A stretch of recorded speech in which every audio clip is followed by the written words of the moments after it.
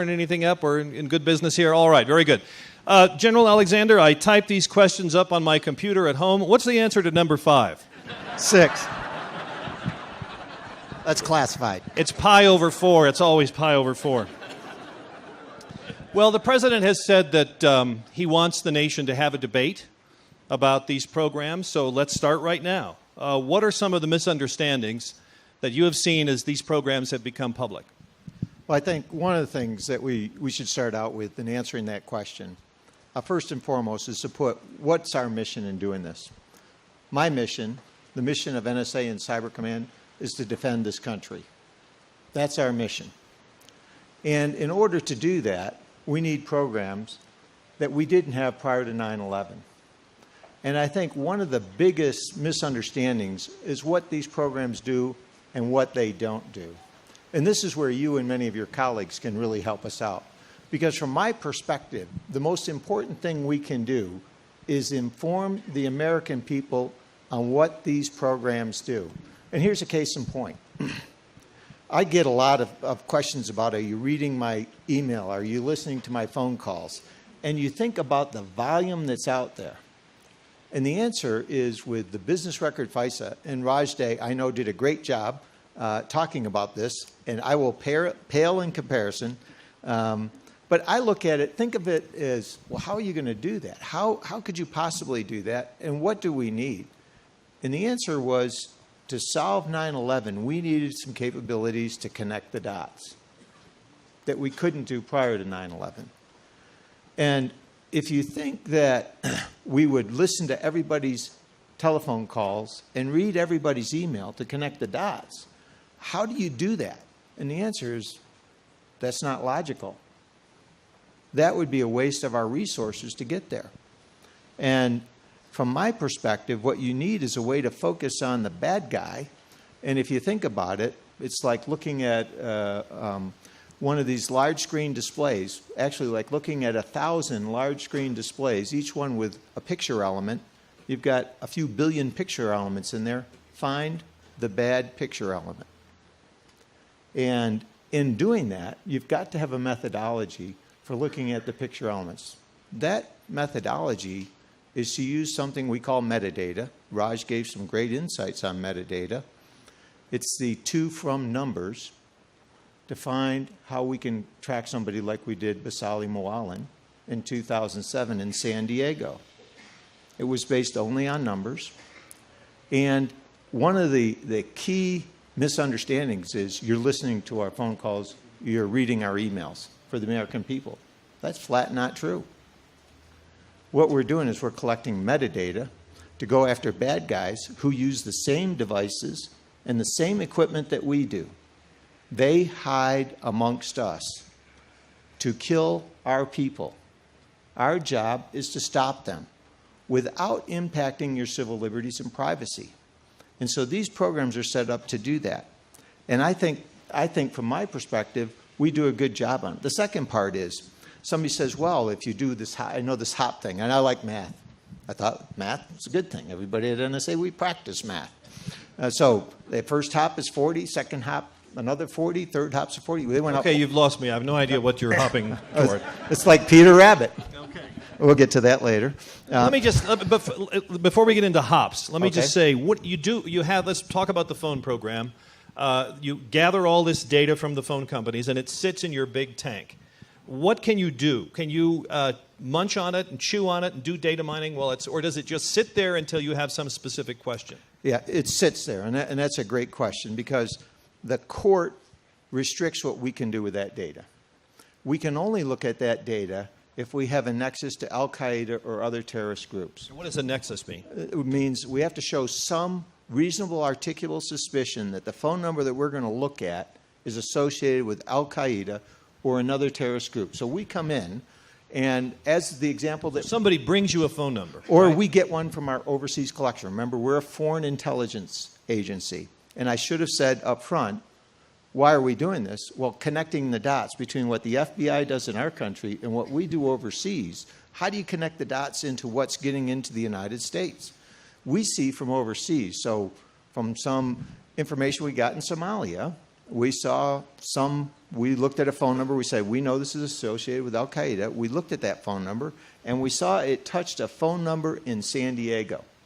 And Sean Joyce, the deputy director of the FBI, was the one who said that was the Basali Moalen case that they had started in 2003 but didn't have enough information to go up on. In 2007, we saw him talking to a facilitator in Somalia. We pass, all we have is the number. We don't know who it is. We have a 9-digit number or 10-digit number. We pass that, I guess they're 10 digits, if we're going to be accurate, a 10-digit number to them, and they look at that and they go, ooh, this is Basali Moalen. And they look up and said, 4 years ago we had a case. They reopened the case, and they indicted, arrested, and convicted Basali Moalen of material support to terrorism. Okay, so that brings us back to hops. So somebody brings you a number and says, help us see what you can find. You find that that bad guy number that you found in Yemen or somewhere is calling a number in the U.S. Now, can you just keep going to see who that person called infinitely on, or is there some limitation? There is a limitation by the court, and there's a logical limitation. And so the other one that we publicly released was the Najibullah Zazi. I practice all day to say that one. Local boy. Local boy. We call him Mr. Z. This was another case like that, and it gives you the hops. And I think it's important to discuss this because it puts into perspective a fallacy that's out there. So remember, our job is to help the FBI. Tremendous partners. You know, Bob Mueller and his team are absolutely superb. And we're losing a great individual as he retires. 12 years he's had. Now, Najibullah Zazi, we were tracking an AQ operative in Pakistan. We saw this communications on a recipe for building something that looked like a bomb to a guy, an email address. We gave that email address, and inside there was a phone number, but we didn't know if the phone number was U.S. or foreign. We gave that to the FBI. The FBI took that and said, this email address goes to Najibullah Zazi, and that's his phone number that was in the message. Based on that, knowing the nexus now, reasonable articulable suspicion to Al-Qaeda, we are now authorized to hop and see who is Najibullah Zazi talking to and what are they planning. The first hop was to a guy named Adis Medjunin in New York City. The second hop was to a group called Op Wi-Fi, another operational group, and the third was to the Raleigh 8. Now, the FBI was getting information on that same guy in New York City. This is in September of 2009, and they were going to conduct an attack in mid-September. And based on the way this moved, Customs, Border Patrol, our support, the tip, if it was not for the tip from FAA 702 that we gave, the FBI would not have seen that, and they would have hit the New York City subways. That would have been the biggest event in the United States since 9/11.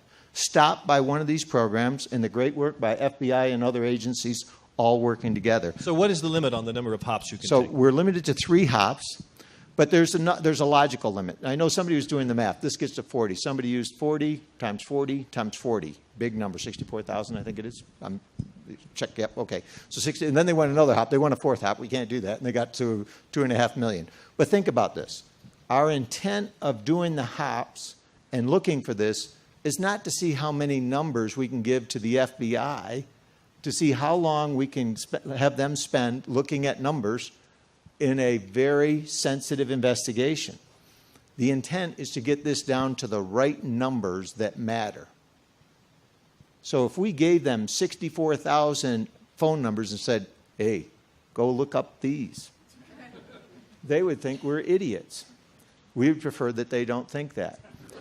So what we do is we winnow it down and we say, here are the ones that seem to matter, and then they can, remember, they had about 7 days to break this case.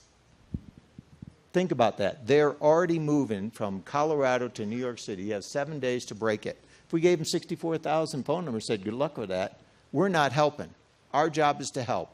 The metadata program is designed to help connect the dots between what we see foreign and what we see in the U.S. without U.S. person's name or content. It's metadata, the phone number to and from, the duration and date time group of the call. So Edward Snowden has said in these interviews, some of these interviews he's done, that he had the capacity to, if he wanted to, he could listen to the president's conversations or anybody's he wanted. Can you do that?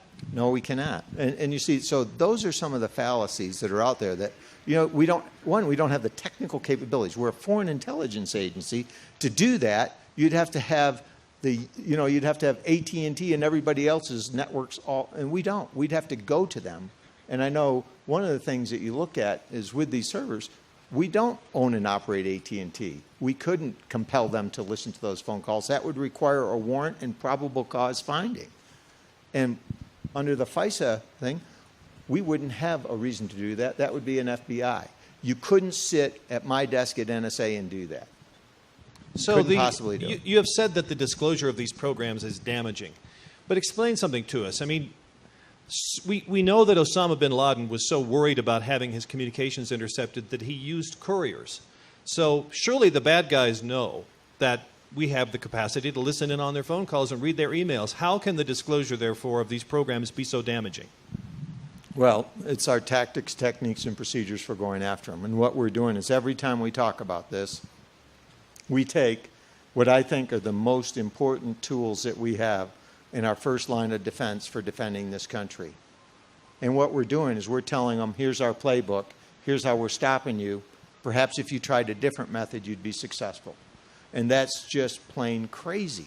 What we're doing is irresponsible in this area. And I think it's significant and irreversible damage to our nation. And we've got to be clear on that. The purpose of these programs and the reason we use secrecy is not to hide it from the American people, not to hide it from you, but to hide it from those who walk among you who are trying to kill you. How do we do that? That's part of the debate. How do we protect you and your civil liberties and privacy and still get the terrorists? And the answer can't be, well, we'll just tell them what we're doing. Because what they're going to say is, okay, now we know. Well, have you seen any evidence of that? We have. So you have seen. Well, what sort of evidence have you seen? So to be clear, you have seen concrete proof that maybe places where you used to be able to listen to are now silent? We have concrete proof that they have already, terrorist groups and others are taking action, making changes, and it's going to make our job tougher. And here's what really hurts. And, we have some great warriors sitting on the front row here, Carter Ham and Bill McCraven. Let's give them a big round of applause. Two guys in Iraq and Afghanistan, both of them. We had the honor and privilege of supporting them. And the whole role of NSA was to defend, in those cases, our troops abroad. And what they did to take care of our troops and defend our nation was extraordinary. These tools are critical to defending them. And what we're doing is telling the enemy our playbook. There's reasons we keep this secure. And it's not because we don't trust you. If we could just get all the American people in our huddle and say, okay, here's the game plan, we would do it. But the reality, terrorists use our communications devices. They use our networks. They know how to plan around this. They use Skype. They use Yahoo. They use Google. And they are amongst us, and they're trying to kill our people. And as was mentioned, I have 15 grandchildren. I want to make sure they're safe. They're our future. And we ought to, that's something that we lived through in 9/11. And we said never again. And what we have, from my perspective, is a reasonable approach on how we can defend our nation and protect our civil liberties and privacy. And so if you think metadata, think about the numbers that we went in 2012. Less than 300 selectors were looked at. What's a selector? Selector, phone numbers. Think of that as the number. So we had less than 300 selectors approved for 2012 to dip into that database. That's a very focused effort. It's based on a nexus to Al-Qaeda and terrorism. It's exactly what you would want your government to do. So to be clear, last year you only dipped into your phone number tank 300 times. Is that what you're saying? No, I'm saying that we had numbers that allowed us to dip in, and then we would dip in on that number and see if anything has changed periodically based on the requirement of what that number is. And we would do 1, 2, or 3 hops based on what we thought from a mission perspective was needed. And we issued a few dozen reports to the FBI. So a very focused program meant to connect the dots between the foreign intelligence agencies and the great FBI. And John Pistol here was the deputy director and a great partner. So one of the questions is, who needs to keep the data? Whose tank is it? It's yours right now. But why not let the phone companies keep it? Let me ask you this question. Juan Zarate and Leonard Schrank wrote an op-ed in the New York Times recently about how the Treasury Department does this with bank metadata. And in that case, it's the industry that keeps the data. And when the government wants it, it goes to industry, which has combined all the banking data put together. So could you do that with the phone companies? Say, you guys keep all this, and when we need it, we'll come to you. And I know Dennis Blair talked about this earlier today, but you could technically do that. Now, it creates some operational problems that we'd have to work our way through. Specifically, you would have some data over here, some data over here, and some data over here. And if you queried it and you got numbers that touch over to this database, you got to pull out, touch to this database, go back to this database, and you have to iterate through that. So it would. Well, but I'm thinking of something like the SWIFT database, which is all the phone companies together form a consortium, for example, and put all this stuff in, but it's their tank and not yours. So what we do is move the wire 100 miles down the road, and that may be the best solution if you could come up. But you'd also have to change the legislation to require them to keep it and then have them keep it. And so then the issue is, so how many people now have access to the data? And how does the court oversight go to that, and how do you do that? Those are things that would have to be looked at. And these are actually issues that both the House Intel Committee and the Senate Intel Committee have asked. So they're looking at the same thing. Is it possible? What's the cost? And what's the operational impact? Now, as Dennis Blair said, we talked to the phone companies in 2009, and they said, okay, we prefer not to do that. Now, we could work that. I'm sure the government could come up with some way of working that with the companies. I think it's something that we should consider. I'm not against it. I suppose the government would, number one, have to require them to do it, and number two, pay them to do it. But if it did, and if that made the American people somehow feel better about the fact that it's not the government that has those numbers, operationally, from your perspective, would that be a problem? Not operationally if you had the data in the same establishment that we have right now, no. Now, there's one other thing that we should put in here. Everything we do is 100% auditable. So every time we make a reasonable, articulable suspicion, we have to document it, and then all our oversight committees can look at, did they do it right? From the courts, Congress, and all sorts throughout the executive branch. So no matter what we do, we'd still have that level of oversight so that you know that what we're doing is being audited by those committees, by justice, by the courts, so that everything that we're doing is exactly right. And oh, by the way, none of this has been about us doing something wrong. It's not that we're doing something that's outside what we've been asked to do. We're doing exactly what we've been asked to do. Yeah, we do make mistakes. If we do make a mistake, we tell everybody in that chain what we did, what we're doing to fix it. And if it's with the court hauls us down there. We have a discussion. And many of you may have been in front of a federal judge before. It's not a pretty scene. And for those who said that was a rubber stamp, has not been in my shoes when we make a mistake. So I would tell you, I think if the American people could sit from where we sit and see how this is run, they'd say that's exactly what you should be doing. And I think it's the right thing to do. And when you think about it, 300 numbers in a year, it helps stop. We were going to talk about, how many. Well, look at how many this helped stop. How many terrorist activities? 42 different plots. 12 times we caught people, material support to terrorism. 54 that we pushed out. 13 in the U.S. And the only ones in the U.S. are the only ones that BR FISA could help on. And 12 of those 13, BR FISA had some role, whether it was to help or to show not. Let me ask you about that number, if I may. So 54 plots you've talked about, or terrorist events, I think is the phrase you used. In how many of those cases was it the phone program that was the red light?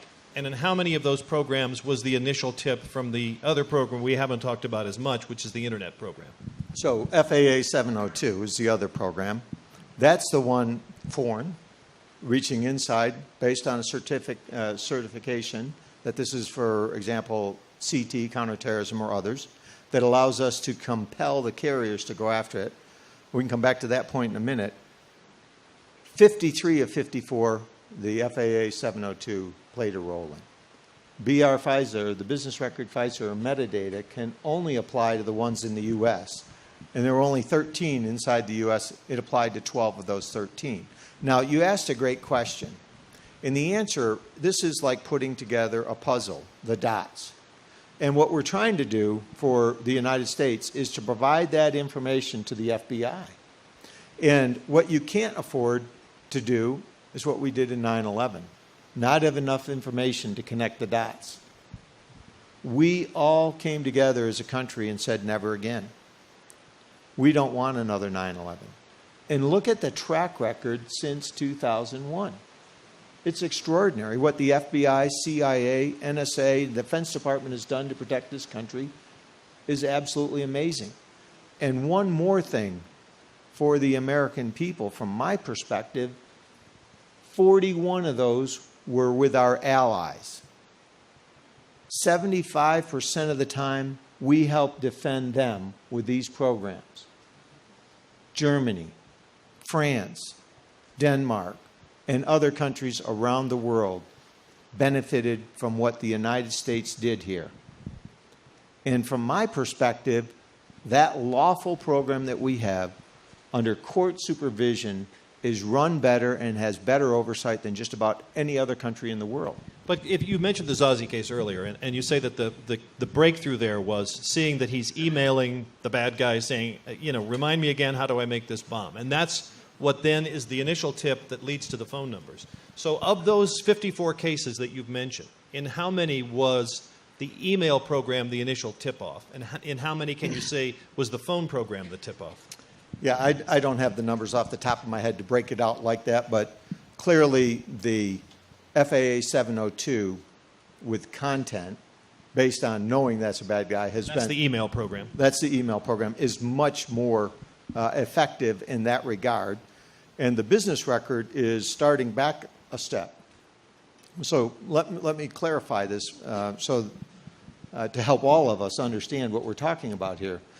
First step is if you don't know who the bad guys are, it's hard to go collect their email, right? So you can't take the first step and go in after Zazi if you don't know he's a bad guy. So you need a program using metadata analysis to find out who the bad guy is. If you try to just collect everybody's email and say, well, I'm going to read them all, one, we'd have to have mega reading classes a lot, and it would be operationally inefficient and ineffective to do it. So what you need is a metadata program to steer it. What that means is we're a foreign intelligence agency. Our job is to go after foreign intelligence requirements. We don't listen to the people phone calls in Brazil just for fun or read their emails. It would be operationally ineffective to do that. Nor do we do that in Germany. What do we do in Germany? Well, the counterterrorism is a great case in point. If we see a terrorist trying to get into Germany, we use a metadata to figure out who it is. We pass that to the German authorities. And if we got it from the FAA 702 and it's relevant to that, we pass that to the German authorities. And you need those programs to work together because you can't look at the billions of email and the number of calls. It would require way more people, millions, hundreds of millions of people to do that. We could not possibly do it. And so I think, this is where I think in this debate, one of the things that we could do is help educate and inform the American people on this. And this is where we have some of the best press people in the world in this audience. Don't raise your hands. We all would. Yeah, we all would. Yeah, that's right. One of them's right here. So my comment is, look, think about the math in this. Think about what we're trying to do. Help us defend this country and protect our civil liberties and privacy. And if anybody has a better way to do it than what we're doing today, we want to hear that. Let me ask you about a question. You talked about your industry partners here. So today, Apple, Google, Facebook, LinkedIn, Yahoo, Microsoft, Twitter, and several other computer and communication companies wrote a letter to the administration, one copy to you, saying they want the legal authority to be able to publicly disclose the scope and number of requests they get from you to disclose information. Would you be in favor of that?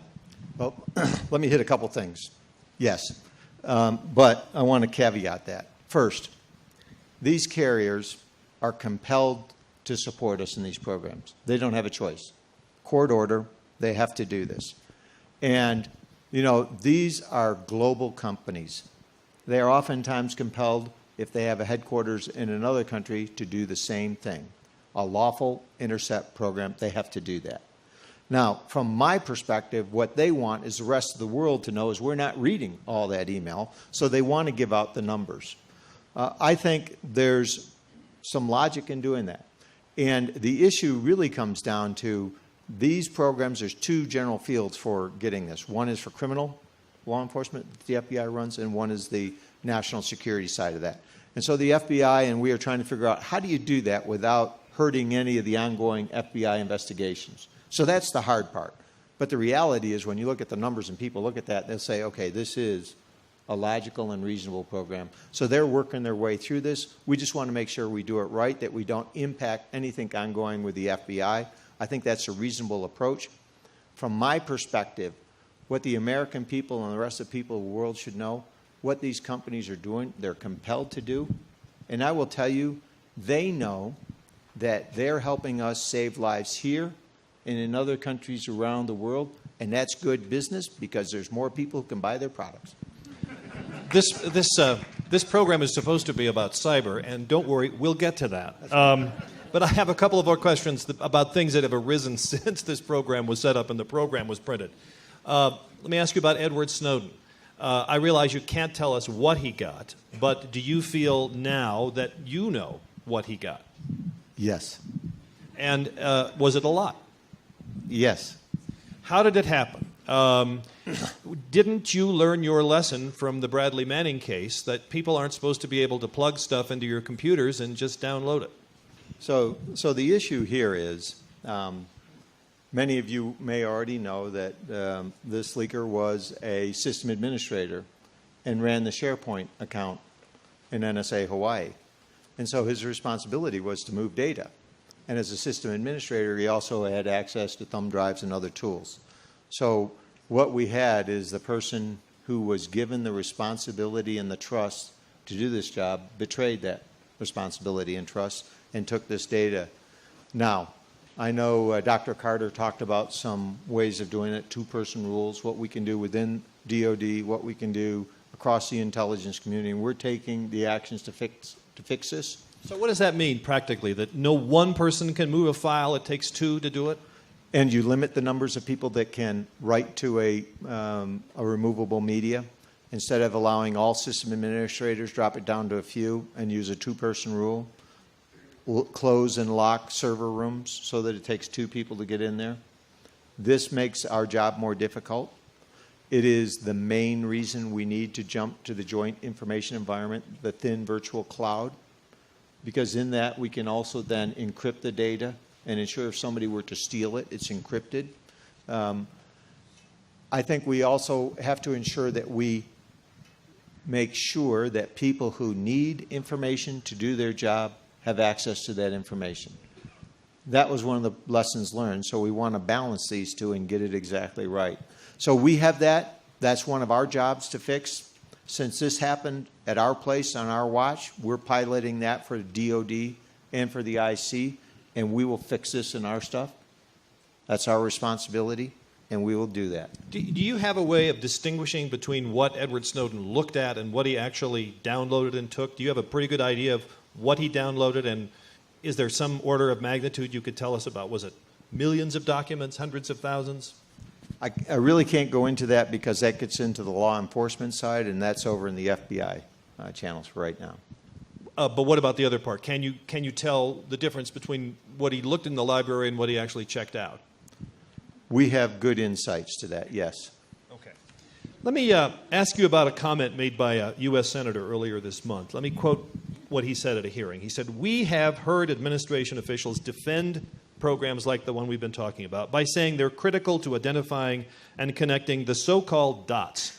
There's always going to be more dots to analyze and collect and try to connect. When government is collecting data on millions of innocent Americans on a daily basis, when is enough enough? Just because we have the ability to collect huge amounts of data doesn't mean that we should be doing it. So when is enough enough, or will you always want more?" Well, I think the issue is, what does it take to stop a terrorist attack? I mean, this is a real issue, because we're not playing in this data to just while away our time. What we're trying to do is find out what the terrorists are doing. What we're doing is defending our troops forward. We're trying to defend this country. And what we know from 9/11 is we didn't have enough information to connect the dots. We know that these two programs have helped us do this. We know that the damage caused by this information going out is significant and irreversible and will make it more difficult in the future. But from my perspective, what we don't want to do is start saying, well, let's cut back a little bit and see where the edge is and say, okay, a terrorist attack occurs, okay, step forward one step. It's not like that. When you look at what we're asking the FBI to do to defend this nation against terrorist attacks, time is of the essence.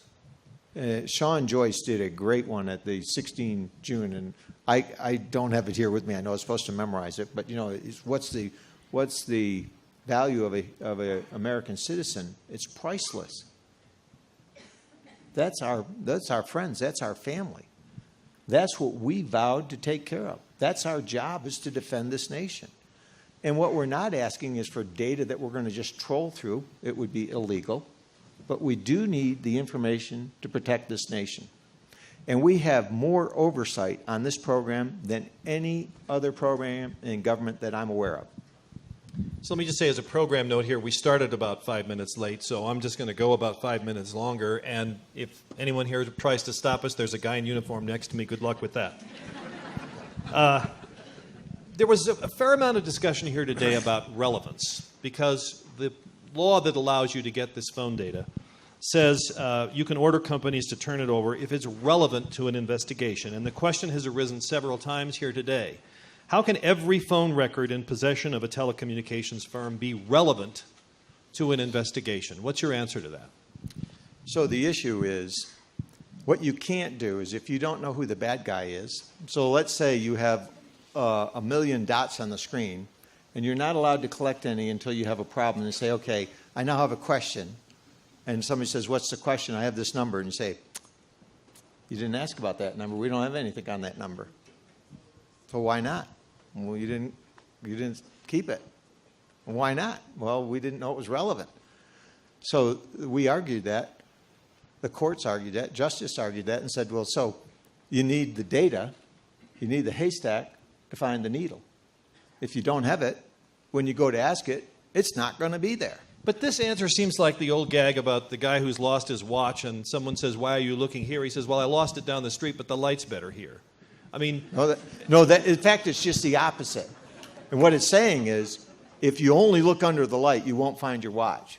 And if you only go with the numbers you know, you won't find the 9/11 guys in it because you didn't know about them. So how do you find Midar in California? And the answer was, shoot, we didn't have his numbers. We didn't have the numbers to look at. We didn't have a database to go. We needed that database. And so that's why we put this together, to solve the Midar case. And well, from a legal perspective, is the government basically saying that it's okay to gather this stuff, and you should only be concerned about it when we actually look at it? We should think about this in terms of when you look at it rather than when you gather it? Well, I think that's where the court puts restrictions on how we use it. So what the court said is, okay, we agree with the findings from justice. They've gone through this and they looked at it, but they said, here's some restrictions. One, you can't just go through the data and do all the stuff that everybody believes we're doing. You can only look at the data when you have a phone number, a number, reasonable, articulable suspicion that it's associated with Al-Qaeda or terrorist groups. And then, and only then, can you look into that. And you can't do it for drugs. You can't do it for other problems that you come up with. Only for that case, because that's the way the court designed this and the way that justice worked it. So from my perspective, it's to address this problem. And I think when you look at it, and you look at the safeguards that go into it, and you think about the numbers, think about picture elements in 1,000 different large screen, high definition TVs, find the right picture element. It'd be impossible to do without some program like that. One other question about how legally to think about this. What if the police said, you know, we have a problem, people are selling drugs in this neighborhood in Aspen, and so what we want everybody to do is just, we're going to go door to door and have you empty your pockets. And then we'll put that in a big box, and if there's ever a drug investigation, then we'll look in the box. But trust us, we won't look until we need it. Why shouldn't we think of the phone program as like that? Well, for one, there's the 1979 Supreme Court case that looked at metadata. And I know you guys discussed that, and I know Raj discussed that earlier, so I won't go through all that. But there is... But that's the case that said there's no reasonable expectation of privacy in the records you give the phone company. And it also means that it doesn't then go into the unreasonable search area. What they've done is to make sure that what you're doing is correct, is limited, how you look at the data and when you can look at it. And that's where the reasonableness comes in. So from my perspective, let's look at it this way. You know, from us, from America, from our perspective, how could we better stop terrorist attacks? What more could we do to keep this country safe? We all lost friends and other citizens in 9/11. We made an agreement that that wouldn't happen again. And what we're doing on this, less than 300 selectors in a year, I think is reasonable and proportional to what we need to do to defend this country. And with the oversight that we get from the courts, Congress, and the administration, I don't think we could ask for anything better. I think everybody who's looked at this has said, yep, when you look at it, it's the right thing. So I do think, from my perspective, this is the best approach. Now, if somebody comes up with a better idea, we want to hear it, because reality is the job is to tip the FBI to catch bad guys, stop terrorist attacks. That's the mission here, and help our allies. Let's move on to cyber. I just have a couple of questions, and then we'll invite questions from folks in the audience. We heard a little bit earlier today from Ash Carter about the fact that you all are ready to start deploying cyber teams to be able to carry missions out. Can you tell us a little more about that? And what are these teams supposed to do? Are they merely defensive, or will some be offensive that can stage cyber attacks? It's both offense and defense. And we are biased towards defending our networks in the nation first. That's our first mission. And so the teams that we're standing up first are ones that would defend this country and defend our networks. And I think Ash Carter talked about that briefly. Let me give you some insights. Look at what happened to Saudi Aramco in August of 2012. The data on over 30,000 systems was destroyed. And then in Ras Gas and Qatar, in South Korea in March, and again in June. These are destructive attacks. And we've had hundreds of attacks against Wall Street, distributed denial of service attacks. It's getting worse. They're impacting our nation's financial sectors, going after for energy, and stealing intellectual property. We have to work together as a nation to solve this. We absolutely have to do that. Our job, U.S. Cyber Command's job, and NSA's job is to work together to provide the capabilities to defend this country, to defend the DoD networks, and to work with DHS, FBI, and others in defense of this nation. And I think actually we're doing pretty good on that. We are standing up teams. We're training them and certifying them all to a standard. I think just as you would want us to do, they're going through that training. They'll be certified. We'll know that what they're doing, they're trained to the right standards to do this. A huge step forward. It's going to take time. The service chiefs, I know Mark Walsh was here yesterday. are bending over backwards to help push units into this. They realize that there's a couple areas that this country has as risks: terrorism, cyber, and we've got to be prepared for those. And so we're doing a lot in that area. And I think standing up these teams, the work is going good. We've stood up several teams. How many? Several. Okay. More than 3? Yes. Okay. Are the rules of engagement clear for the offensive teams when we shoot first? Well, so the shooting first is a policy decision. What we do is train it, just like any other military outfit. We train these folks to do what they need to do to defend our country. And, for defending yourselves, it's not just catch bullets. I'm just thinking out loud. If somebody's showing a missile at you, you don't say, okay, I got to catch this one. I wish I could shoot it down. You might want a capability to shoot it down. And in cyberspace, you're going to want the same capabilities to stop somebody from taking down Wall Street. We're going to need capabilities to do that. You would expect us to have those capabilities, but the decision to employ those is a policy decision. Our job is to set those up. And what we'll be capable of doing and authorized to do is to defend within our networks and to raise the issue to the Secretary of Defense and the President and say, here's the issue that we see, over to you for a policy level decision. All right, let's take some questions. There's somebody roaming among you. Could I hit one yes, other thing? please. I just want to hit one other thing. Cyber legislation, if I could. Yeah. We do need cyber legislation. Why? We can't see Wall Street, as an example. What does that mean? You can't see it? Well, from Aspen, it's a long ways away. No, actually. In cyber... On a clear day, you can see Wall Street. That's right. On a clear day, but you got to stand up on that mountain. In cyberspace, we can't see somebody attacking Wall Street from Wall Street's perspective. So if somebody were to employ a destructive attack, somebody's got to tell us, call us. We're standing by the phones. You got to tell us that. But how do you work that? Companies can't share some of that data with the government. We need legislation to work with the government. Between FBI, DHS, NSA, and Cyber Command, we need them to be able to tell us, and we need to tell them what the bad guys look like. Think of this as cars on the highway. If you see a red car on the highway carrying explosives, please stop it. Tell us where you saw it coming from.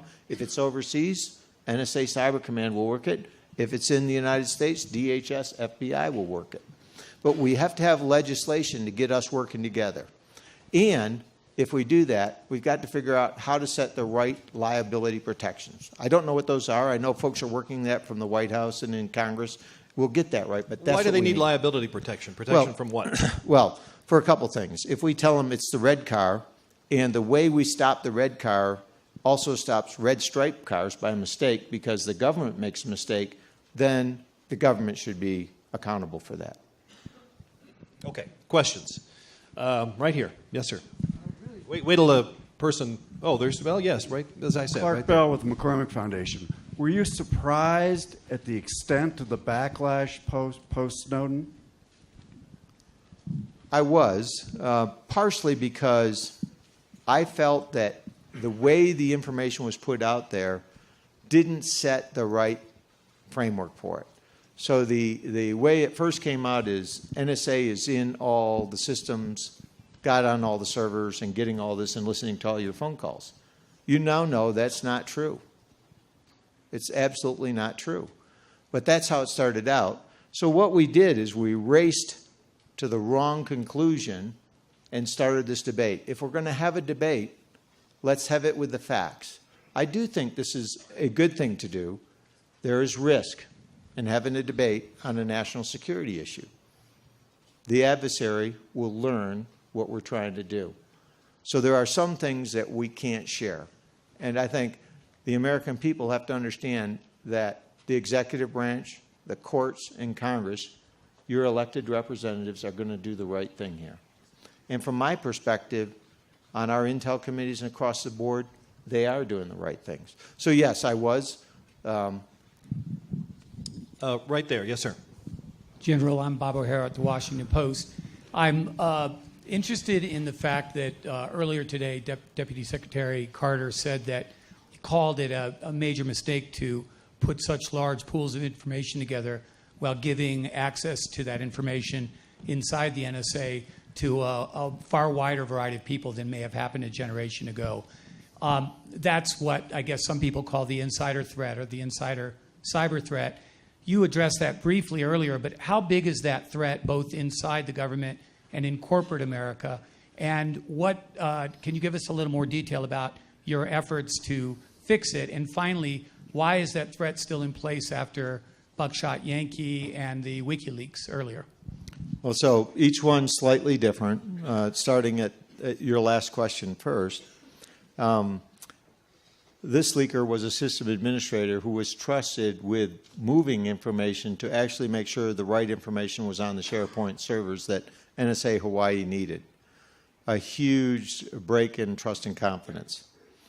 So there's issues that we've got to fix there. I think the second part of that is, what do system administrators need access to and how do we limit that? What do our analysts need access to and how do we limit that? And I know John, one of the premier guys from another agency with great analytic experience, knows that if you don't give the analysts the right information, that's crazy. So we've got to figure out how to balance this. I am a tremendous advocate for the joint information environment. I know Dr. Carter perhaps didn't get the time to talk about that, but that's where we need to get to. And the reason is, then all the data sets could be encrypted differently, and those who have a need for that data set can get access to the data set, and only the data sets they need access to. Now, after 9/11, we had this need to share. I think there's goodness in sharing. We've got to make sure that we do it right. I think we've got to stop people from being able to download information, including system administrators, why we'll go to the two-person rule and why we'll lock down the server rooms. Those are the key things that we will do to address this. But as you may know, system administrators need removable media to do their job. That just makes our job twice as hard now. Question from the gentleman from ZDF here. Wait till you get the microphone here, or speak extremely loudly, one or the other. Get one right there. Stephen Barry, the University of Chicago. Could you say something about the current manpower situation for the capability to maintain cybersecurity? This is certainly an issue that we face right now. Well, so there is a tremendous set of issues on manpower. So one of the reasons Secretary Gates made the decision to put Cyber Command at NSA is to leverage the technical capabilities that NSA has. All those mathematicians, computer scientists, the real technical people who work on the networks every day, we need to leverage those. And to create with the military the force structure we need to support combatant commands to defend this nation and defend the DoD networks. And if we put those two together and came up with a training program, think of this just like you do at the University of Chicago. What you're doing is you're bringing in folks to train, and you're using the great staff that you have there, like Dr. Grossman and others, to train these people. And from our perspective, we want to do both just as well. And I think that's a great step forward. So we don't need everybody to be at a master's degree level to operate in this space. We can train some of them, and some of the young folks we have coming into the military are absolutely superb. And we can train those. But we do need people up here who have a PhD in mathematics, a PhD in computer science. So NSA can do parts of it, Cyber Command can do parts of it. Now, this is going to be a challenge to keep those folks. That's going to be a real issue.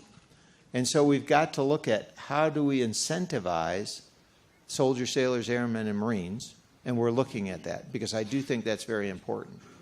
And I'll come back on the people of NSA at the end. I just got to make sure I do that. Thank you. Well, let me ask you right now, what sort of impact has all of these leaks and the public debate had on morale? Well, it's impacted it for a couple reasons. The great question from the Washington Post, we're a great technical agency. To have this happen in our agency is just flat wrong. We have great people. And, I'm glad that both Carter Ham and Bill McCraven are here because two of the folks that we had the honor and privilege of supporting in Iraq in Afghanistan are here. We take supporting our folks abroad and defending this country to heart. Our people look at that as a privilege and honor to serve this country. They serve in silence. We have great support with FBI, CIA, the rest of DOD, and we operate as a great team. And, you know, when I look at that, we've had 20 cryptologists killed in Afghanistan and Iraq since 2000, since we started those. These are folks who gave their life to ensure that our troops would come back. They are the ones that helped defend this country. They are the true heroes in this. Make no mistake about it. These are great people who we're slamming and tarnishing, and it's wrong. And it ought to stop. And you ought to help us get that word out. They're the heroes, not this leaker and others. What they're doing.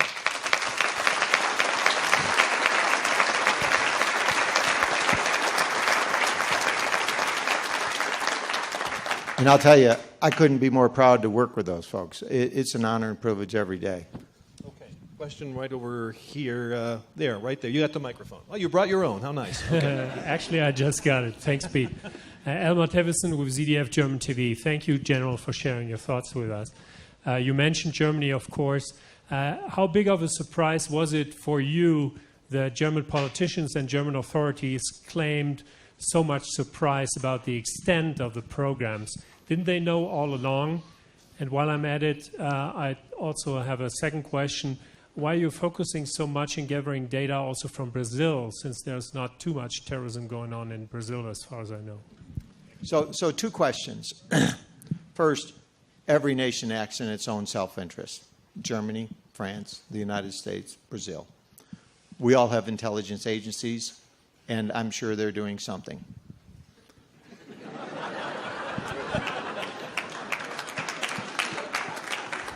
Inquiring minds want to know. You have great intelligence agencies and great people there. It's an honor and privilege to work with them and to stop terrorist attacks, and for what they've done in Afghanistan, absolutely superb. But we don't tell them everything we do, nor how we do it. Now they know. And they know that our programs that we do go through a court process that's probably more rigorous than anybody's in the world. And Brazil. You know, the reality is we're not collecting all the emails on the people in Brazil, nor listening to their phone numbers. Why would we do that? What somebody took was a program that looks at metadata around the world that you would use to find terrorist activities that might transit, and leap to the conclusion that, aha, metadata. They must be listening to everybody's phone. They must be reading everybody's email. Our job is foreign intelligence. I'll tell you, 99.9, and I don't know how many nines go out, of all that, whether it's in Germany or Brazil, is of no interest to a foreign intelligence agency. What is of interest is a terrorist hopping through or doing something like that. So ours has to be based on a foreign intelligence requirement. What has been grossly misstated is that we're reading everything. So what I would ask you to do, just look at the numbers of people in Brazil, 201 million. And I got that. I Googled that today. Just want you to know. 80-some million in Germany. Think about the amount of email and phone number data that it would take to do that. And I was talking to one of our European partners, whose name we won't use, and their comment is, if we wanted to do that, half the country would have to be listening to the other half. And it's not possible. It doesn't make sense. And if you think about it, think about what you need to do to actually find the right people to go after. And there's enough bad guys to keep all our intelligence agencies busy. And so I think what we need to do is get the facts out by alarming people and say, they're reading all your email, they're listening to all your phone calls. You know, it's wrong. It's absurd. And so that's where I think the newspaper people in here could do a quick study, think about how hard that would be, and step back and say, does that make sense? And the answer would be no. Questions over here? Josh? Hi, General Josh Gerstein with Politico. You know, all these programs involve some kind of trade-off. I think you'd acknowledge that say with the phone call database, there's some intrusion. The president has acknowledged there's some intrusion on people's privacy to collect all their phone numbers. So we have to judge whether that intrusion makes sense. My question is, why can't you guys come up with a better example of where the phone call tracking database program has been useful? You mentioned the San Diego case, El Moaline or something to that effect, which, as I understand it, is he was someone involved with Al-Shabaab, which is a bad news organization. I think most Americans would agree. But it seems a pretty far cry from a domestic terrorist event that people would be acutely concerned about. And then when pressed further, you revert to the 702 program in Zazi in New York, which everyone would be greatly concerned about, but I don't understand the connection between that and collecting everybody's phone numbers. So can you explain a little bit with the dozen cases you mentioned why we don't have a better example? The Zazi case, there's two parts to it. And thanks, because I do want people to understand this. The Basali Moalin was done all on business record FISA, all based on the metadata program, all tipped from that. So that's one. But to really understand the value of it, it's not that these are going to have or stop that. These are going to present capabilities and insights for FBI to put together the puzzle to help them understand what's going on. And the Zazi case is actually a case where you're starting to bring in multiple pieces of information to solve a real terrorist threat. The first piece that comes in is from FAA 702 and says, this guy's planning something, heads up, and everybody goes on alert. The business record FISA says this guy's talking to a guy in New York City who has contacts with two other terrorist organizations, 1 and 2 out. So what you've done is you've used the FAA 702 to point to the guy in Colorado, and the business record FISA to say, here's I shouldn't put this out. Here's how the network works. And so you see how both of those comes. But Customs and Border Patrol added some information in, and FBI agents added some information in. And what we're trying to do is give the agents enough information to stop the attack. And from my perspective, just that case alone, these paid for themselves. These paid for it. I think when you look at the types and the times that we've looked at that data, just the times and the numbers that we're looking at, it's reasonable and proportional. And I turn it around and say, okay, so given that that's the best way we could come up with it, in the debate, the question is there a better way to do it? Now, one of those is, could we push the data to the providers? That's an option. Could we have more oversight? You know, we have 12 to 1 already, maybe 14 to 1. But the reality is, everybody who's looking at this isn't saying what we're doing is wrong. What they're doing is they're saying it's right. And then everybody who says it right, what they get is, well, you're just rubber stamping it. Find another guy. So we add 14 in. You guys all say it's right. Okay, what about you? Oh, you say it's right? You're rubber stamping it. You say it's right? You're rubber stamping. And so what we're going to do is everybody who says it's right is rubber stamping. And so my comment is we've got to step back and look at how we're going to defend the nation and protect civil liberties and privacy. And, it can't be, well, let's just stop doing it because we already know that doesn't work. We've got to have some program like this. And what I'm really asking for, Josh, is for you and others, help us put those facts on the table. Let's have a discussion based on fact, not sensationalize and inflame the debate to such a point that everybody was racing over here and then finds out, oh, that's not true. And we have another terrorist attack because we stopped doing something that we needed. We can't do that. Let's take two more. Bart?